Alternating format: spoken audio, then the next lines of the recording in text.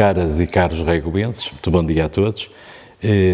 Hoje celebra-se mais um 25 de Abril e por termos memória e para honrar o passado não poderíamos deixar passar esta data em branco.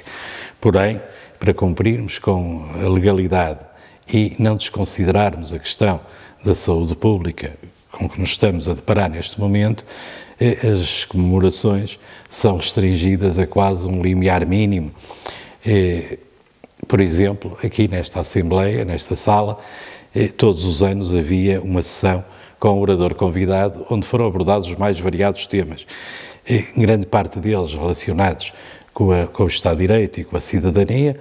Tivemos aqui, por exemplo, Ernesto Vaz Pereira, Helena Fraga, Jorge Bacelar Gouveia, Luís Menezes Leitão, mas também a muitos outros temas, por exemplo, a demografia.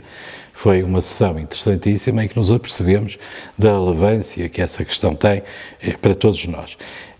Porém, teria também aqui que destacar, neste momento, as intervenções de Luís Andrade, Joaquim Furtado e Mário Zambujal, por exemplo, que nos vieram falar de episódios que aconteceram no próprio dia e naquele período. Parte deles inéditos, ainda não tinham sido tornados públicos e a maioria desconhecidos da generalidade da população. No próximo ano retomaremos este figurino, mas este ano, em 2020, neste mês, era impossível, sob pena quase de estarmos a desrespeitar as pessoas que estão em confinamento, que não podem estar a acompanhar os funerais dos seus familiares e todas as circunstâncias que são conhecidas.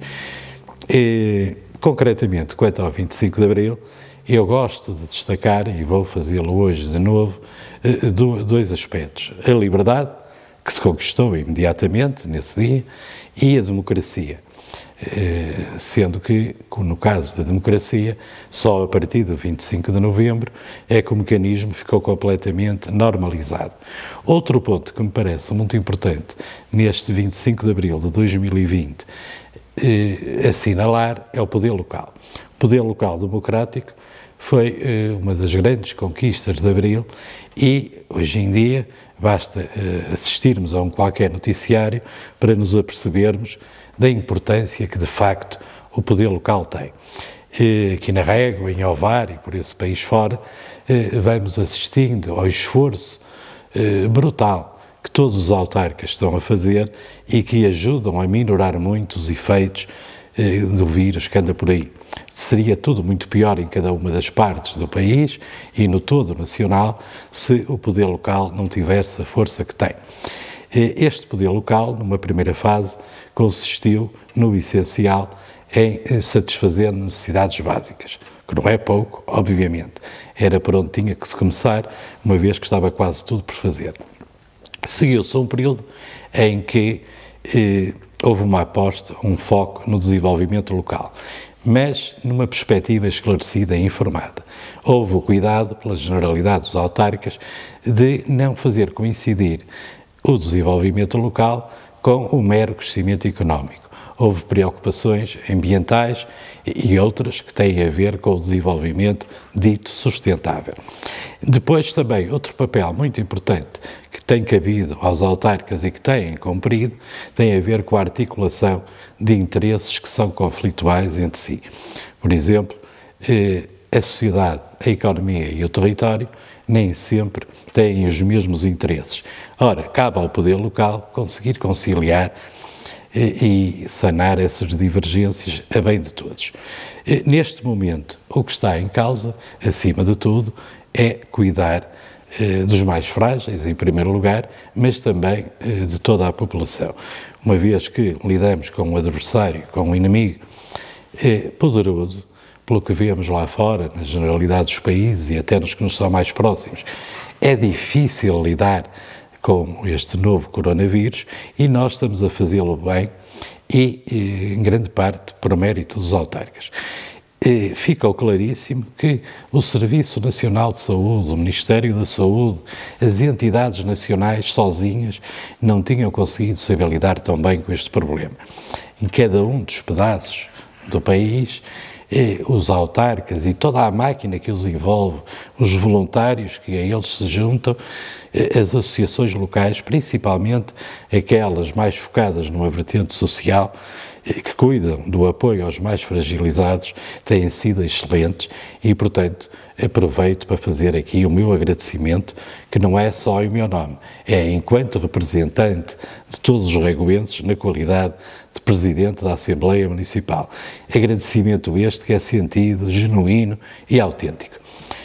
A propósito do poder local e do 25 de Abril, faz sentido também lembrar que há um imperativo constitucional que continua por cumprir. Estou a referir-me à regionalização. A regionalização, enquanto fonte de efetivo poder regional, de baixo para cima e com legitimidade eleitoral, é algo que faz falta ao país. Reparem que nas famílias, nas empresas, em qualquer circunstância, há sempre vários patamares de decisão. Não faz sentido que para resolver problemas de grande complexidade e de indiscutível relevância, não haja esta distribuição do poder decisório pelos vários patamares adequados a cada uma das circunstâncias. Repare-se que gere-se melhor os recursos por quem está mais empenhado e por quem está mais próximo, definem-se melhor as prioridades e conhece-se melhor quais são as necessidades evitáveis que importa satisfazer. Nesse sentido, fica aqui um apelo que tenho repetido ao longo dos anos, nesta data, para que o país avance para um processo de regionalização bem pensado e consequente. Outro ponto que eu queria aqui abordar tem a ver com o populismo.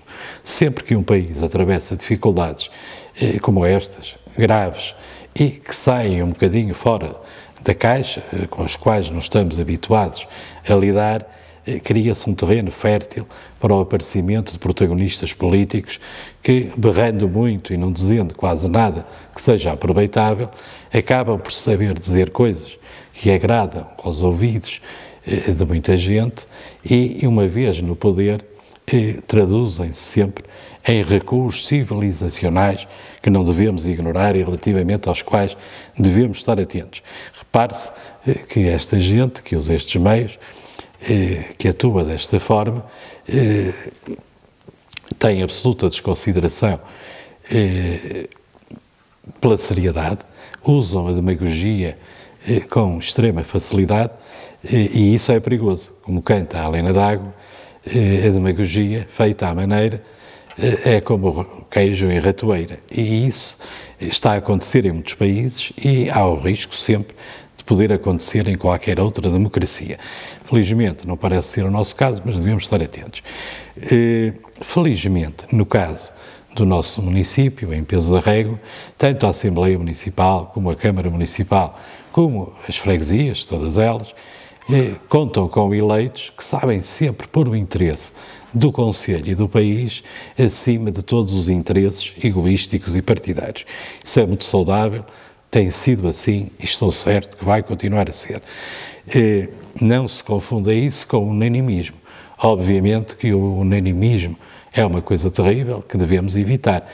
As divergências partidárias e ideológicas são absolutamente saudáveis e imprescindíveis.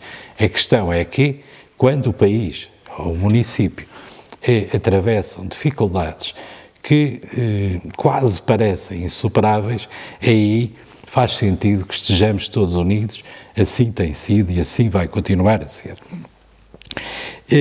Para terminar, e com uma palavra de esperança, queria lembrar-lhes que nós já vencemos a filoxera, que na Régua tivemos a Ferreirinha e no Douro os Paladinos, ou seja, o vírus que se desengane, porque a nós ninguém nos vence e juntos vamos conseguir chegar a uma situação o mais próxima possível da normalidade que desejamos atingir.